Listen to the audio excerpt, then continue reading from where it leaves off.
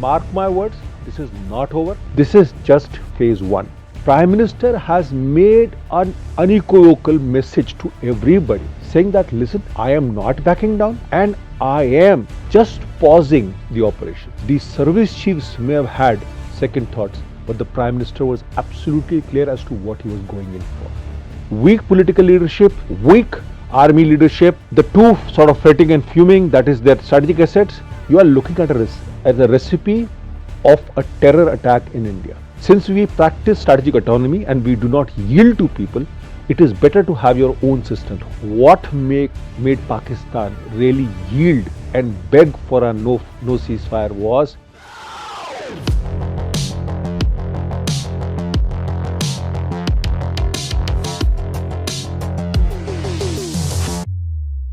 Hello and welcome. I'm Abhishek Singh. You're watching the Hindustan Times. The war, for the time being, as requested by Pakistan and agreed to by India, has been paused. However, as Prime Minister Modi, flanked by airmen, a S-400 battery, and a MiG-29 in the background at the Adampur airbase, which Pakistan claimed to have destroyed, said yesterday that Operation Sindoor is not yet over. This is also a war of information and perception. What was won on the battlefield should not be lost on social media. So a location was carefully chosen, Adampur, an airbase which Pakistan claims to have hit, along with, of course, India's S-400 air defense system. Anybody who saw the PM's speech and the pictures would fail to spot a stain, let alone the signs of a devastating strike, as Pakistan claimed. And just like that, some with words and some with visuals, the Prime Minister rebuffed many other claims made by Pakistan. Listen in. Pakistan में ऐसा कोई ठिकाना नहीं है जहां बैठकर आतंकवादी चैन की सांस ले सके। फिर कोई टेरर अटैक हुआ तो भारत जवाब देगा, पक्का जवाब देगा। कोई भी न्यूक्लियर ब्लैकमेल भारत नहीं सहेगा। ऑपरेशन सिंदूर भारत का न्यू नॉर्मल है। In response, the Pakistan government said it rejects provocative and inflammatory assertions by the Indian PM. As always, Pakistan seems allergic to responses to its attack, military or verbal. To talk about the state of affairs and what lies ahead, I'm joined by my senior colleague, Mr. Shishir Gupta, Executive Editor, Hindustan Times. Thank you, sir. Good morning. Namaskar. Thank you for taking the time. Prime Minister's speech, sir. First and foremost, let's talk about that because there was a lot of messaging there, a lot of signaling, some through words, some through visuals, and a lot of claims made by Pakistan in the last few days were rebuffed by the Prime Minister. So if you can talk about the speech and what stood out for you. Prime Minister went to Adampur Air Base to send a message not only to the adversary, that is enemy, Pakistan, but to the global community. It was what you said, what it was sort of, some sort of an information warfare. Actually, what the Prime Minister was doing was really spilling out the facts in full details. It was a hard speech. It was not a simple speech, and it was not a speech which was made for any electoral masses. You must understand that the Prime Minister has led this war from the front. He has held no less than 6 to 7 meetings with all his top military planners. He has had one-to-one meetings with the service chiefs. He has given free hand to all the service chiefs to do what they deem fit. Let me tell you, Abhishek, the service chiefs may have had second thoughts, but the Prime Minister was absolutely clear as to what he was going in for. So to say that it was just, it was more on optics, not really. All he was doing was, he was just, telling the world that Pakistan is a liar by showing the S-400 missile system. That's about all. But that we all know that Pakistan is a liar and Pakistan is a rogue state. That we all know that. It's a rogue state which is propped up by various people playing various games. China is playing its own game, Turkey is playing its own game, the West is playing its own game, and they have been playing for donkey's years. You see, the great game, the prize was India. The prize was never Pakistan or Afghanistan. So Prime Minister has made an unequivocal message to everybody saying that, listen, I am not backing down and I am just pausing the operations. If there is going to be any other attack or any other misbehavior from Pakistan, this will be retaliated too, and that the world should know, with the most important comment being that India will not yield to nuclear blackmail. Yeah. Right, right. And during his speech, of course, directly and indirectly, sometimes through spoken words, sometimes through visuals, of course, the Prime Minister, pretty much countered a lot of claims made by Pakistan, as I also said earlier. But there are still some claims which are floating around. For instance, the Karachi story. If you'd like to expand on that and share with us the details at this point in time, which can be shared. You see, what has happened in Karachi is that the Indian Air Force attacked the Malayer cantonment, the air defense system over there. Because if the war was to prolong, you needed to neutralize the air defense systems for your own aircrafts to go in, Right. which is a natural thing, or the surface to air missile sites. But what made Pakistan really yield and beg for a no ceasefire was an imminent Indian Navy BrahMos attack on the Karachi naval port. That is the reason why when Pakistan sued for ceasefire, called the entire world saying this is what is happening, and that is what it was. Sorry, 1 second, sir. So you're saying Pakistan at that point in time was under the impression, because of course some signaling must have happened here, it must have spotted some signs that India was going to attack the Karachi port with the BrahMos missile. That is when it went to the US? I really do not know when did Pakistan go to the US or when it went to other places. It's not a perception. Pakistan knew that the Indian Navy is going to attack Karachi naval port using BrahMos missile. Okay. And that is where it got scared and it started approaching everybody, and that is why it sued for peace. The Indian Navy, with all its big combatants, was 200 miles off Karachi. And the moment a signal would have been given, the Indian Navy would have gone with its missiles to the Karachi naval port. Okay. And that is why that would have opened another escalation. But this was what it was, and this is what it yielded ultimately to a no-fire thing. Right. Because Pakistan knew that if Karachi port were to go, it would really yield before India on land, on air, and at sea. And apart from that, another thing which stood out but perhaps was not talked about as much as it should have been was the performance of Indian weapons, India-made weapons. And we saw a lot of them on display, a lot of them were used. The Prime Minister also, while he was at the airbase, made some references, some direct, some indirect. So if you can talk about the performance of India-made, made in India weapons and weapon systems which were used in this war and of course, triumphed over whatever Pakistan threw at us. Abhishek, India used multiple platforms. It used platforms which were acquired from abroad. It used platforms which are indigenous. Like, the indigenous platforms you're talking about, we are actually specifically talking about the Akash surface-to-air missile. Now, that performed very well considering what Pakistan was throwing at us. But we were using other systems also. We were using Indian-made drones also. We were using Indian-made kamikaze drones also. We were using various missiles for that, right? But the fact is that Akash stood out because it performed well. It actually took care a whole lot of these missiles and these long-range rockets which Pakistan was throwing at India. Particularly like the missile, the Fateh missile that Pakistan, launched towards Sirsa Air Base, right? It was not towards Delhi. It was to Sirsa Air Base. That was neutralized, and a lot of systems were sort of Indian systems were used. Indian, anti-aircraft guns were used. Indian, long-range ammunition was used. Long-range artillery shells were used, and electronic warfare suites were used to jam various frequencies. But when I say this, I also say that I think we should concentrate on Indian systems because at the end of the day we are alone. Okay.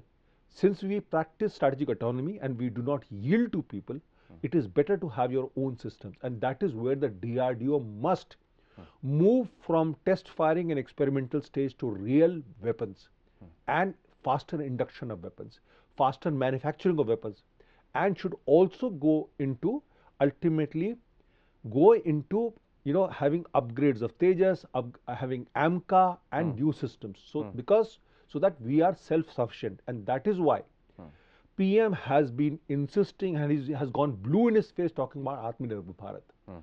I must tell you something. When the Indian Parliament debated the 1962 war, that was time Pandit Jawaharlal Nehru talked about self-reliance. That self-reliance never happened. It is only in the past 10 years that this whole lot of push that is coming, and it is yielding result. My only point in this is, and my only concern is that it is not going at the pace that it should go through. The Indian weapon systems are good, and they can definitely match the Pakistani, the Chinese, and the Turkish systems. Here, what has happened is actually the Chinese have actually tested their systems using Pakistan. Similarly, Turkey has tested their systems using Pakistan. And we know now as to who is the enemy is and who his handlers are, and where do they stay. Right. Now, as far as this testing, etc., is concerned, some of the Indian weapons which have performed, I suppose, down the line, an evidence of their success, because a lot of these things are not discussed in public by military, by experts, etc., would perhaps be the kind of exports that successful weapon systems tend to see, whether they are built by US, whether they are built by any other country. So in days and months and weeks, perhaps you will see some of that. But having said that, sir, at this point in time, the India-Pakistan situation is precarious in the sense that India has taken a position, which is, if you attack us, we will come at you hard, strong, and we'll hit you. Pakistan, of course, to the extent the army is in control of these terrorists and terror factions, along with some disgruntled elements now even within the army. How long do you think this peace will last? India is trying its best, but how long will this peace last? In other words, what I'm trying to ask you is, what lies ahead? So what is I'm going to tell you in parts. Sure. So in Pakistan, what is going to happen is that there was a mood when General Asim Munir was actually feted by the public after his April 16th speech and after the terror attack at Pahalgam. But then his stock fell down after India blasted 11 air bases and multiple air defense systems, particularly the HQ-9 air defense system, the Chinese system at Lahore airport. Now his stock is down, he is looking weak. Shehbaz Sharif, despite all his dhol and bhangra, he is down and politically weak. But the person who's popular over there in Pakistani mind is Imran Khan, who's incarcerated in a jail. Right. So the two weak will definitely join hands to sustain. And if the two weak will join hand to sustain, they will look at some sort of revenge with India.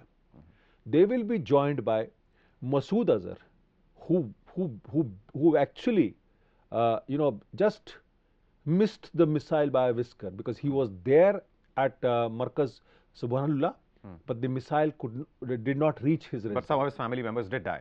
11 of his family members died, and he was crying. So there will be an attack from his side. Hafiz Saeed was safely ensconced in Lahore residential locality, and we couldn't have launched an attack over there because there would have been collateral damage. Right. So Hafiz Saeed obviously would be fretting and fuming. So you see weak political leadership, weak army leadership, the two sort of fretting and fuming, that is their strategic assets. You are looking at as a recipe of a terror attack in India. They will try and do something about it, and this will escalate into a bigger situation. Mark my words, this is not over. This is just phase one. And the national security planners are already back on the drawing board, looking as to what is the steps ahead that they need to do to deliver a much bigger punch than they delivered on May 7th. So the thing is, and this is just an interim, this is just a pause. And it is for Pakistan to realize But Pakistan is such a state. It's an unscrupulous state. Like, let me tell you something. Like, after you had a ceasefire, or after you had no firing declared at 5 p.m. on May 10th, India stopped firing.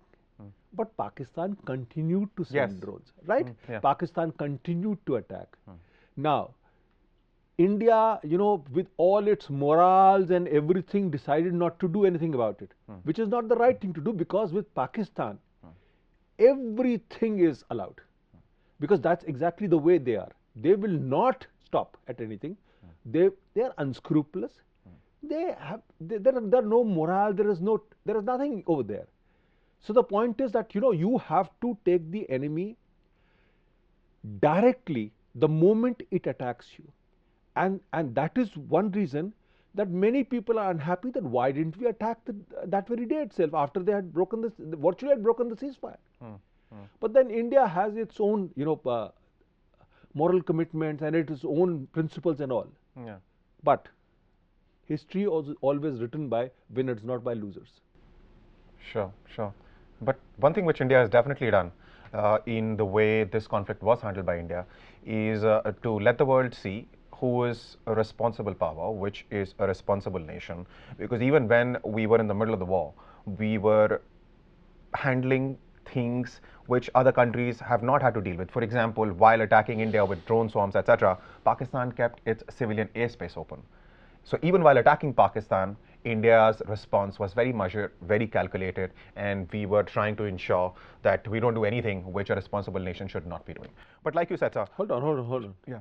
Why do you want India to be the good boy in the class when you are faced with the worst of it? Not necessarily. I'm saying that's what India did. Yeah, but the point is that India needs to think about what it does, because the point is the Prime Minister had given a free hand to everybody. Prime Minister was not running the war. Prime Minister was giving decisive political leadership to you. He had given free, operational control to the 3 chiefs and the CDS. It is you can't sort of, see, to tackle a bully, you have to give a punch. You can't just simply sort of, say, no, you're a goody boy, I'm a very good boy, I will not do anything like that. I mean, do you expect the world to sort of, praise you if you lose a war? Of course not. Right? Yeah. The point is, you went in for a strike. When you go in for a strike, you lose aircraft. Right? US has lost aircraft to Houthi rebels, please understand that, and drones. Houthi rebels. Yes. Right? Not a state, non-state players. So the point is, when you go for attack, you are definitely going to get hit. That's all right. But the point is to to take a higher platform or a higher moral image. I don't think so. It works with Pakistan. Yeah. I mean, he sort of spews anti-Hindu hatred. He calls you all names, right? And then he sort of butchers people in Pahalgam. And then you say, no, boss, I am going to take a higher moral ground. You don't need that. What you need to do is what the Prime Minister said. You fire, I will fire. And that is the only way to tackle Pakistan. You're right. I mean, there are other, very serious defense experts like Tim Cooper, Australian defense expert, who said the same thing, that once you've taken out the air defense system, what were you waiting for? You should have struck, harder perhaps. But having said that, sir, as you also pointed out, the Prime Minister in the past as well has said that Pakistan should be responded to in the language it understands. You see, Abhishek, the thing is that, basically there is this, I do not know what the foreign players are saying, or whatever say. There is a saying that, never wrestle with a pig. You will get dirty and the pig enjoys it. So the point in this whole thing is that we were ready for the big fight. Let me tell you very clearly. Right. But we can't wrestle with the pig because we have a larger ambition. We are already the number 4 economic power in the world. We want to go ahead in that rather than get caught with somebody and get caught in this utter mess. So that is the reason why we decided to do that, right? And you lose a whole lot of money in wars. Of course. Right? So the point in this is that India was very clear as to what it was. And let me reiterate, India was prepared for the entire escalatory ladder. Right? So, the thing is that we are mature enough, we know what our ambitions are. Our objective is 2047. Our objective is not Pakistan, yeah. And I think that needs to be remembered. But on that note, thank you so much for giving us, a description of the picture that we are looking at, because some of the pieces seem a little out of place.